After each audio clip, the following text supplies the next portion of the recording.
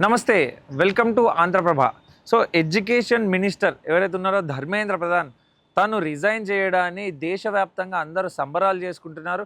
And చాలా పార్టీలు కూడా చాలా హ్యాపీగా ఫీల్ అవుతూ వాళ్ళ సోషల్ హ్యాండిల్స్‌లో కూడా ఇది ప్రజాస్వామిక విజయం అని చెప్పేసి కూడా అందరూ అభివర్ణిస్తున్న పరిస్థితిని కూడా మనం చూస్తున్నాం. ఎవరైతే సోషల్ యాక్టివిస్ట్ సోనం వాంగ్‌చుక్ గారు ఉన్నారో ఇది ప్రజాస్వామిక విజయం.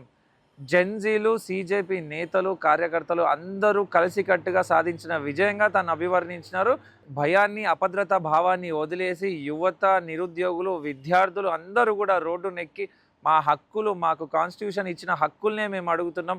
ఆ హక్కుల్ని ఖచ్చితంగా సాధించుకుంటాం. మా మీద లాఠీ చార్జ్ అయినా సరే, ఇంకో వారం రోజులైనా సరే మేము ఈ ఉద్యమం ఇట్లనే చేస్తామని చెప్పేసి పట్టుదలగా కూర్చొని కేంద్ర ప్రభుత్వం మెడలు వంచి కేంద్ర మంత్రి ధర్మేంద్ర ప్రధాన్ని రిజైన్ చేసేలాగా చేశారు అని చెప్పేసి కూడా సోనం వాంగ్‌చుక్ గారు మాట్లాడుతున్న పరిస్థితి. తన భాగంగా తన పార్టిసిపేషన్‌గా తను కూడా దాదాపు 26 రోజులు తను ఉపవాస దీక్షలో ఉన్నారు. 26 రోజులు నిరాహార దీక్షలో ఉండి తన వంతు మద్దతును కూడా తెలపడం జరిగింది. సీజేపీ ప్రొటెస్ట్‌ను గానీ, నిరుద్యోగుల ప్రొటెస్ట్‌ను గానీ.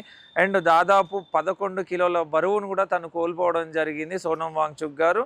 అండ్ తను ఇంత చేసినా కొంతమంది రాజకీయ నాయకులు కానీ, కొంతమంది యాక్టివిస్టులు కానీ సోనం వాంగ్‌చుక్ ఇదంతా స్వలాభం కోసం చేసినాడు, విద్యార్థుల కోసం కాదు అని చెప్పేసి కూడా చాలామంది అభివర్ణించిన పరిస్థితి. ఆ మాటలన్నింటినీ కూడా నన్ను గాయపరిచినాయి. చివరికి ప్రజాస్వామ్యం గెలిచింది. ఖచ్చితంగా విద్యార్థులు అనుకున్నది సాధించినారు. ఏది ఏమైనా ఇప్పటి నుంచైనా ఖచ్చితమైన సంస్కరణలు చేస్తారు. విద్యా వ్యవస్థను పటిష్టం చేస్తారు. అండ్ నెక్స్ట్ టైం ఇట్లాంటి ఎగ్జామ్స్, నీట్ లాంటి ఎగ్జామ్ జరిగేటప్పుడు పకడ్బందీ ప్లాన్తో వెళ్తారు. అండ్ పకడ్బందీ పర్యవేక్షణలో ఎగ్జామ్స్ నిర్వహిస్తారు అని ఆశిద్దామని చెప్పేసి కూడా సోనం వాంగ్‌చుక్ గారు మాట్లాడుతున్న పరిస్థితి. ఏది ఏమైనా కేంద్ర మంత్రి ధర్మేంద్ర ప్రధాన్ రిజైన్ చేయడాన్ని అందరూ కూడా స్వాగతిస్తూ, అందరూ చాలా హ్యాపీగా ఫీల్ అవుతూ వాళ్ళ భావాలను వ్యక్తపరుస్తున్న పరిస్థితి. ఒక పక్కన బీజేపీని చూసుకుంటే ఇంతకుముందు కొన్ని పార్టీలు ఇతన్ని రాజీనామా చేపిస్తే, ధర్మేంద్ర ప్రధాన్ని రాజీనామా చేపిస్తే కేంద్ర ప్రభుత్వం తన తప్పుని ఒప్పుకున్నట్టే అవుతుంది అని చెప్పేసి కూడా వాళ్ళు మాట్లాడిన పరిస్థితి. కానీ అట్లాంటివి ఏవి కాకుండా ఎవరు ఏం మాట్లాడుకున్నా సరే కేంద్ర మంత్రిని మేము రిజైన్ చేయించినాము అని అందరి నోళ్ళు మూపిచ్చే లాగా బీజేపీ చర్యలు ఉన్నాయని చెప్పేసి కూడా కొంతమంది మాట్లాడుతున్న పరిస్థితి. ఏది ఏమైనా విద్యార్థుల సీజేపీ పార్టీ నాయకుల, కార్యకర్తల విజయంగా దీన్ని అభివర్ణించవచ్చు.